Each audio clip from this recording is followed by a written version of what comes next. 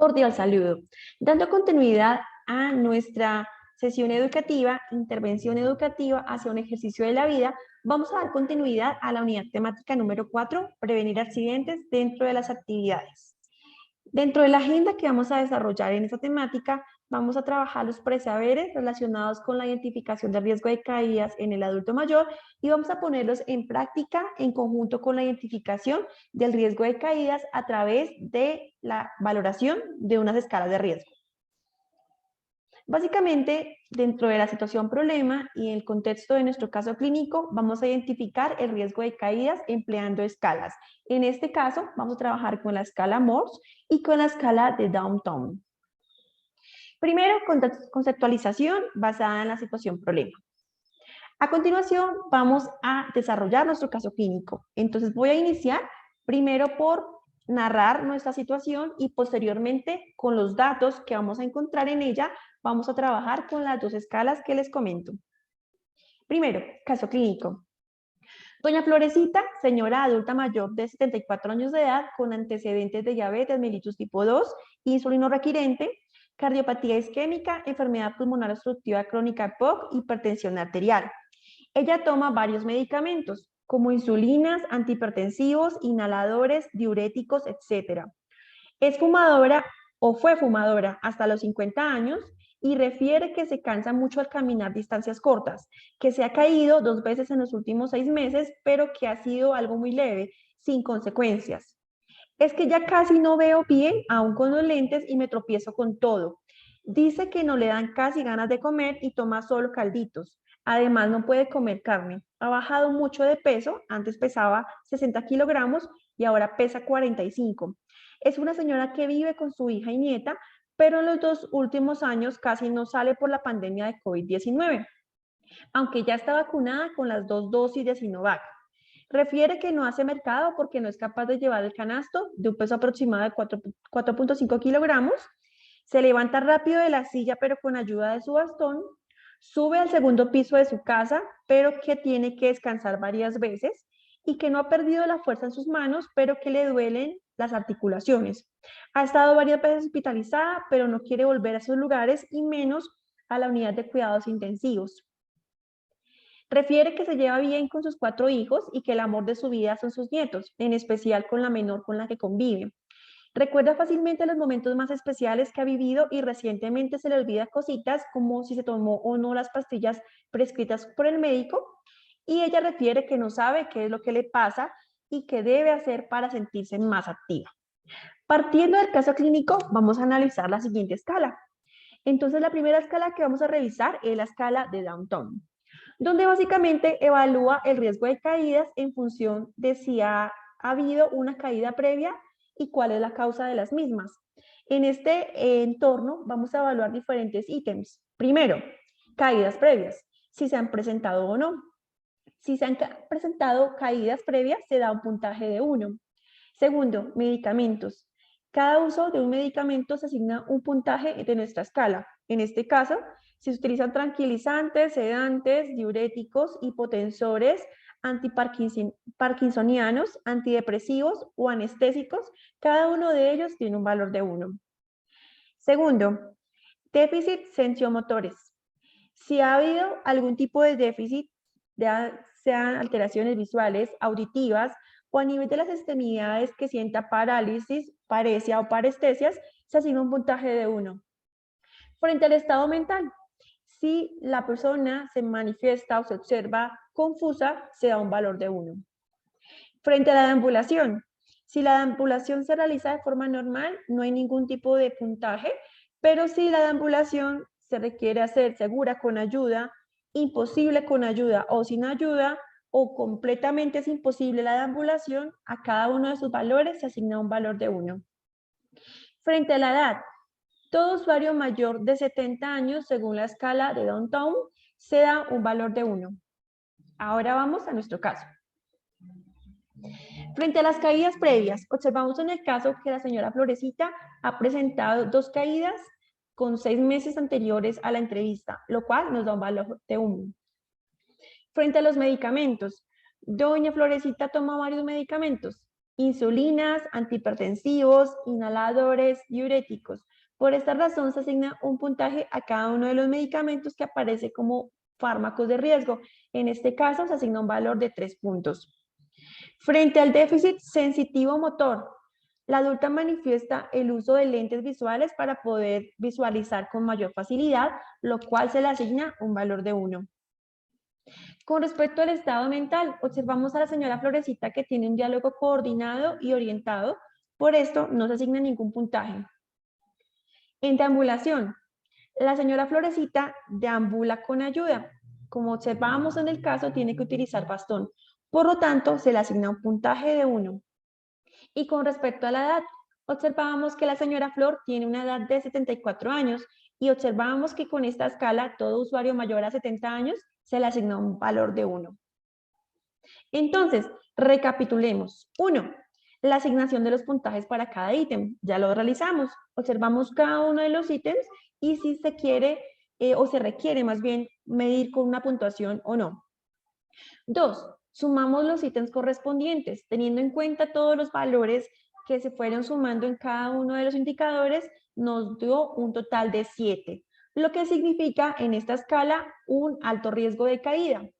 Y con esto, básicamente, este valor es un indicativo de que se requiere implementar un plan de cuidados para evitar una nueva caída de la señora Flor y como consecuencia evitemos una lesión. Ahora ya vamos por la escala número 2. En esta segunda escala que vamos a trabajar se llama la escala de riesgo de caída de Morse y básicamente es una herramienta rápida y simple para evaluar la probabilidad de que un paciente sufra una caída. En ese sentido, la escala de Morse nos evalúa ítems como si el paciente o la persona ha presentado una caída en los últimos 3 meses. También si tiene un diagnóstico secundario, lo que quiere decir que tiene un diagnóstico patológico que puede conducir a una caída. Por ejemplo, en el caso de la hipertensión, ya que el uso de fármacos antihipertensivos pueden producir un episodio hipotensor de rebote, lo que puede producir una caída, o por ejemplo enfermedades como la diabetes mellitus, ya que la persona al tomar continuamente fármacos hipoglucemiantes puede tener un episodio hipoglicémico que le haga caer. Tercero, ayuda para deambular. En este ítem nos pregunta si la persona requiere uso para deambular o si básicamente está en reposo en cama o con asistencia de enfermería. En el caso de que se encuentre en reposo en cama o que tenga una asistencia continua de un profesional de enfermería, se le asigna un puntaje de 0. Pero si la persona requiere para deambular muletas, bastón o algún tipo de caminador, se le asigna un puntaje de 15 puntos. Pero si por el contrario no utiliza ningún tipo de ayuda, pero sí lo requiere y utiliza otro tipo de elementos para desplazarse o deambular, se le asigna un puntaje de 30. En la cuarta pregunta es sobre la vía venosa. Si el usuario tiene o no una vía venosa. En caso de que sí la tenga, se le da un puntaje de 20. Deambulación. Se evalúa cómo es la movilidad del paciente para la deambulación, si es normal o si hay algún tipo de inmovilización o el usuario está en reposo en cama, no se asigna puntaje. Pero por el contrario, si la deambulación es débil o si se quiere o más bien se encuentra alterada y requiere algún tipo de asistencia, se le asigna un puntaje de 20. Y por último, en el ítem de conciencia y estado mental, se evalúa si la persona es consciente de las limitaciones o no. Por ejemplo, si la persona puede entender que tiene algún tipo de riesgo y si utiliza, por ejemplo, la ayuda de otros para movilizarse. Si la persona es consciente de sus limitaciones y hace ayuda de ese tipo de profesionales o de personas, básicamente se evalúa con un puntaje de 0.